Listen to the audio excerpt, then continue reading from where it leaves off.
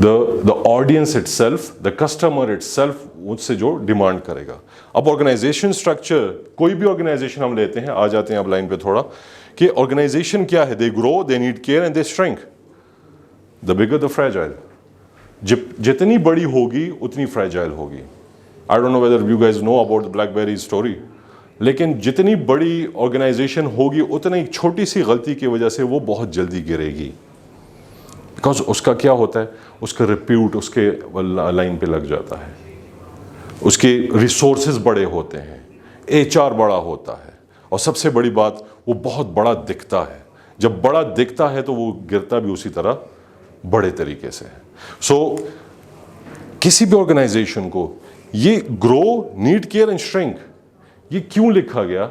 ये बेसिकली लिखा है कि इसको एज अ बच्चे की तरह लेना है, इसको केटर करना है हमने, ताकि उस तरह केटर हो ताकि ये खुद ब खुद ग्रो करना शुरू करे। अब कैसे ग्रो करना है? आप सारी जिंदगी अपने बच्चे का हाथ पकड़ के आगे नहीं जा सकते, बिकॉज वो आपको रोकेगा इसलिए कि वो अभी बच्चा है, वो आगे इसलिए नहीं बढ़ पाएगा कि उसका हाथ आपने थामा हुआ है।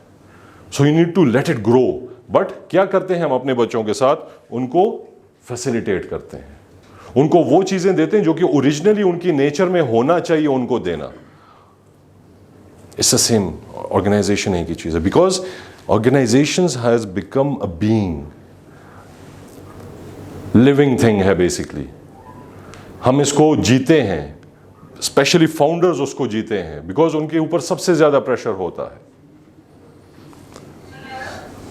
लीडर्स मैटर, मसूद साहब का vision, mission and passion and leadership, like the whole organisation structure, उसका marketing plan, operational plan, financial plans, the whole thing, वो सारा डेलीगेट होता है, ट्रिकल डाउन होता है, मिरर इमेज होता है अपने लीडर का, स्पिटिंग इमेज ऑफ इट। अगर वो यहां से डेलीगेट नीचे नहीं होता तो आप वो नहीं समझ सकते जो मसूद साहब अपने एक दिन के 24 घंटे की 48 घंटे की ऑपरेशन से कुछ अचीव करना चाहते हैं। मसूद साहब वो चाहेंगे, जब इन्होंने 2007 में एसबीएम का प्लेटफॉर्म एस्टैब्लिश किया तो उस वक्त विजन क्या था, मिशन क्या था उस वक्त, ये इन्वॉल्व था कि नहीं? This is the biggest thing. और क्या उन्होंने अपने आप को ये इनेबल किया कि वो ये बने? बिकॉज बहुत सी ऑर्गेनाइजेशंस में होता है कि स्टार्ट तो ले लिया जाता है, ये बहुत अच्छे तरीके से 2-2 हफ्ते लगा के सोचा जाता है हमारा विजन क्या होगा, मिशन क्या होगा, ये करेंगे वो करेंगे, पैशन के साथ काम किया जाता है, रात के 2-2, 3-3 बजे तक बैठे होते हैं ब्रेनस्टॉर्मिंग पे।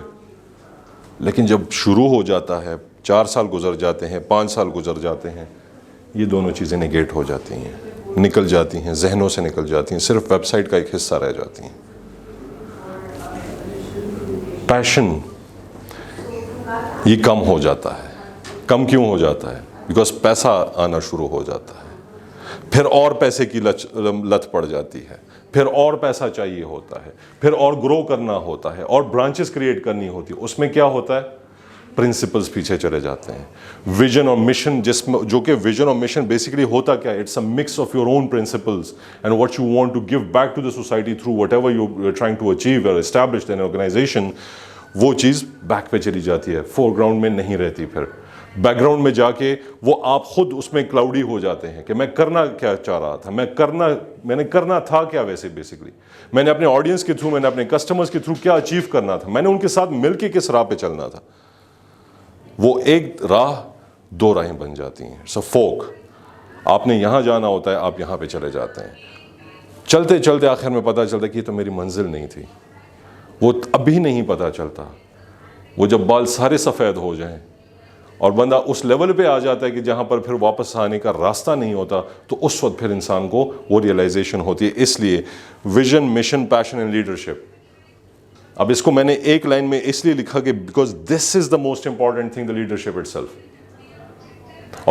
और ये सिर्फ फाउंडर की रिस्पॉन्सिबिलिटी नहीं है, the employees, because a good leader would always delegate his own passion, the vision for his organization down to its employees, ताकि उनमें भी वो वो ड्राइव हो, वो करेज हो, वो फोर्टिट्यूड निकले कि अगर उनको पेशेंस फेस करनी पड़े, मुश्किल हालात पेशेंस फेस करने पड़े, तो तब भी वो उसके साथ खड़े रहें, बजाय इसके कि रिजाइन दे के निकल जाए वहां से।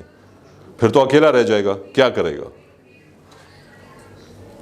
बिकॉज सर्कमस्टांसेस कोई किसी को रोक नहीं सकता। अभी थोड़ी देर पहले वकार साहब से बात हो रही थी, वो जो साहब आए हुए थे, चर्न रेट की बात हो रही थी कि कैसे आप लोगों को मतलब रिटेन कर सकते हैं। Because being a founder, a leader of an organisation, इनके अपने पर्सनल और प्रोफेशनल इश्यूज हैं, इनके अपने खानदान के कैश फ्लोज इश्यूज होंगे, कहीं इन्वेस्टमेंट कहीं और भी की होगी यहां से कमा के, वो आपको बताएंगे तो नहीं, लेकिन ऑफिस आएंगे तो आप पे चढ़ेंगे। आप खुद अपने इश्यूज लेकर आए हैं डेली बेसिस पे, आप नीचे किसी और पे चढ़ेंगे, किसी और पे चढ़ेंगे, और इट्स लाइक कंटेजियस है, चलता रहता है फिर ये। और ज़बरदस्त बात क्या है फिर इंसान में कि इंसान भूलता ही नहीं। आज मेरा मूड ख़राब है, मैंने नोमान को कुछ कह दिया, मैं भूल जाऊंगा, सुबह वो भी अपने दिल में कीना रख के आएगा, ग्रज होगा उसके दिल में। So basically circumstances, national economic conditions, obviously अभी जैसे टाइम गुजरा हमारा, हर किसी पे आया, चाहे वो मिलियनियर था, बिलियनियर था, चाहे आम मजदूर था, चाहे मिडिल क्लास था हमारी तरह, जैसे भी लोग थे, सब में बुरे हालात है। चाहे बड़ी ऑर्गेनाइजेशन थी, चाहे छोटी ऑर्गेनाइजेशन थी, वो वही अनफोर्सीन्स थी जिसके लिए हमें तैयार रहना पड़ता है। और पॉलिसीज़, ऑब्वियसली पॉलिसीज़ हमारे कंट्रोल में नहीं होती। जैसे अभी थोड़ी देर पहले बात हो रही थी सर कि हम आप ही की इंडस्ट्री से बात करते हैं, तो ACCA यहाँ पर ये जो जेंटलमैन बैठे हुए हैं, ये अपने डिलीवरिंग करते हैं, ठीक है, आप उनको एजुकेशन देते हैं, लेकिन इंडस्ट्री आपको सपोर्ट नहीं करती। कितनी बार हो चुका कि हम बेसिकली एकेडमिया और इंडस्ट्री के लिंकेजेस की बात करते हैं, कितने कितने लेक्चर्स हो चुके, सेमिनार्स हो चुके, लेकिन at the end of the day अगर पॉलिसी उनकी अपनी नहीं बनाते तो कोई फ़ायदा नहीं होता।